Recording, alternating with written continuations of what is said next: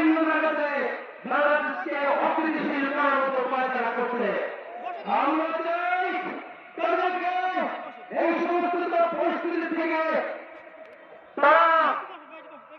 তারা যে কোনো উপায় হোক এই সমস্ত পরিস্থিতি থেকে তারা মোকাবিলা করবে এবং আগামী দিনের বাংলাদেশ হবে নতুন বাংলাদেশ। ইসলামের ঐক্যজোট বাংলাদেশ জিন্দাবাদ, ইসলামের ঐক্যজোট দীর্ঘজীবী হোক।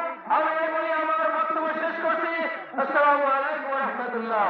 প্রিয় সুমনস, এই বাংলার বক্তব্য রাখবেন ভারতীয় বাংলার দিনাজপুরের প্রথম প্রতিযোগিতা জাতীয় গণতান্ত্রিক ইসলামী যাত্রার প্রতিষ্ঠাতা সভাপতি মৌলভী সুন্দর আলম প্রধানের সুযোগ্য সন্তান যাত্রার সহ সভাপতি ও বাংলার মুখপাত্র আন্দোলনরত আপনার অন্যতম নেতা রাফাত প্রধান এবং আপনাদের মধ্যে বক্তব্য রাখবেন রাফাত প্রধান।